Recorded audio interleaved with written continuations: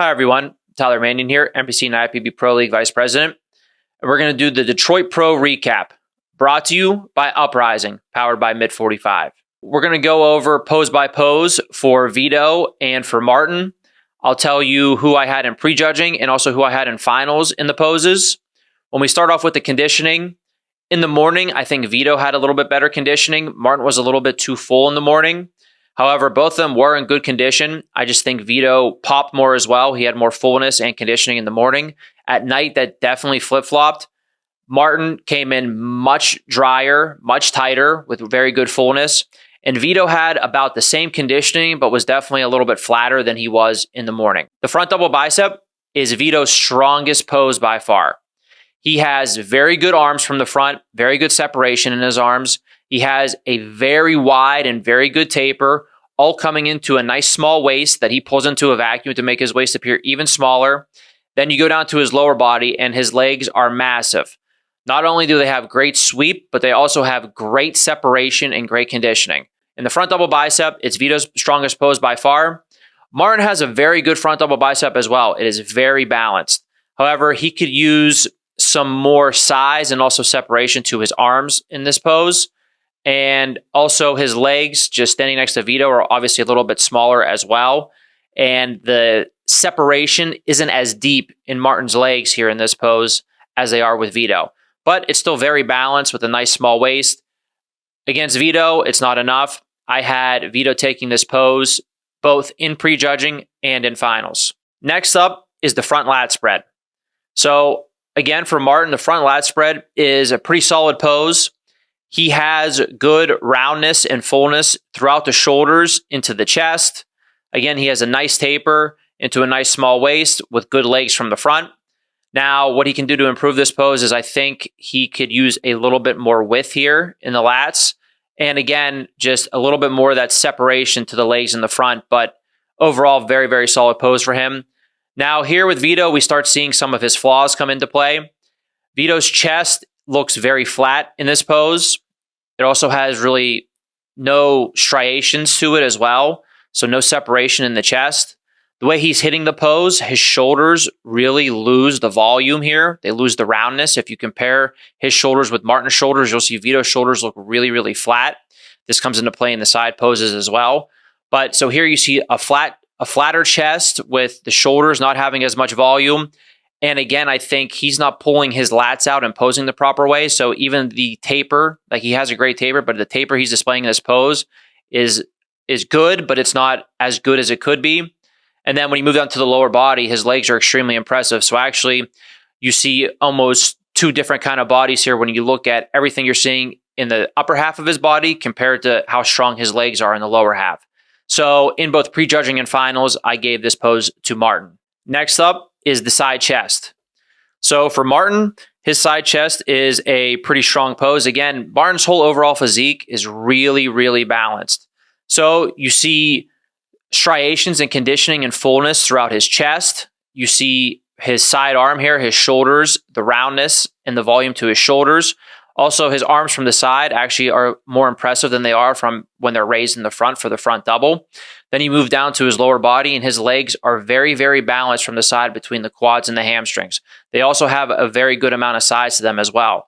So when you look, the amount of width he displays up top, the volume he displays through the chest, the shoulders, and arms, also the conditioning that's displayed through this, into the lower body, his legs are very impressive and balanced. This is a very strong pose for Martin. Now we move over to Vito. Again, this is where some of his weaknesses are coming into play here. His chest, again, is flatter, and it's also not showing that density and conditioning that you're looking for here, especially when you're comparing it to Martin. Again, the volume on his shoulders, you're not seeing the conditioning or that fullness and that roundness, the amount of muscularity that Martin's showing in his shoulders.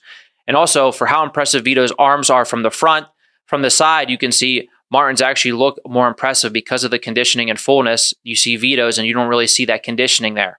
So upper body wise, these are where some of his weaknesses come into play. In the lower body, Vito has really, really good legs from the front and from the back. But here you see from the side, he's very, very quad dominant. His hamstrings don't really match his quads at all here as of right now. So he needs to fill in all these gaps to make this a stronger pose for him. So I gave this pose to Martin at both prejudging and finals. Next up is the back double bicep. So here we look at Martin. Martin has good overall flow and balance again to his physique here. His shoulders and arms are very solid, flowing into a good back. Now, Martin's back could definitely use a little bit more width here, but you really see the density shine through. I think he's definitely improved it over these last couple of years. Go down into the lower body. He displays good leg width. He displays good hamstrings, and he displays very, very good conditioning here in his lower body from the back. Overall, top to bottom, I think he's very balanced. A little bit more width and a little bit more to the arms from the back, but overall, very strong pose for him. Here with Vito, you see his legs from the back, just like the front, are very, very impressive. Very conditioning, very deep separation. They're very, very wide and take up a lot of room on the stage. He also has good arms from the back, just like he does from the front. However, when you get into the back, his back in person is very flat. He does not have that density and that thickness and that depth to it at all yet. You can see that he has good lines to his back. So once he fills this in, he will be really, really dangerous. His back can definitely improve to being a very strong body part for him. But right now, when you're comparing it to the density of Martin and even a couple of the other guys on stage, you see that his back probably has, for him with his physique, the least amount of muscle to it out of any of his body parts. So it kind of really throws off the pose here in the back double bicep. So he has to really work on the thickness and filling that back in a lot. So in both prejudging and finals, I gave this pose to Martin. Next up is the back lat spread. Again, basically very similar to the back double bicep. I think Martin shows good depth and thickness to his back, good detail as well. The lower body, the legs again are very strong. Top to bottom, he looks very balanced. For him, he can work on making this even more of a strength for him. He keeps adding more thickness to his back and can keep adding a little bit more width. Overall, very strong pose for him. Now moving to Vito. Again, with Vito, he just doesn't have that depth and thickness to his back. So his back was very, very flat, once he got out into the lat spread. I also think he could work on his posing here. He's not really hitting the lat spread great as well. So upper to lower body, there's not too much balance here right now with his physique. I think this is one of his weaker poses. He does have a lot of width. So again, just like the back double bicep, when he fills this in, it's going to turn into a big strength pose for him. It's going to take time for sure, but he has, again, the lines and the shape and the width. So once he fills this in, he's going to become very dangerous. But right now, this was a very clear pose for Martin in both prejudging and at finals. Next up is the side tricep. This is a very strong pose for Martin. You see the detail and the conditioning in his arms and shoulders here from the side. He shows good width from shoulder to shoulder up top. His chest is showing good conditioning and some good fullness. And lower body-wise, again, he's very balanced legs between the quads and the hamstrings with good conditioning. Also, throughout the abs, I think one thing that Martin has really improved on from a couple years ago is the separation and the detail to his abs. He actually has very strong abs now. So top to bottom in this pose, he flows very well and shows a lot of detail and separation along with size. Now we move into Vito here. Vito's side tricep is definitely better than his side chest. But again, we're seeing that lack of detail and the lack of fullness and roundness to his chest here. He has a good tricep, good arms and shoulders. The shoulders could still use a little bit more roundness and volume to them.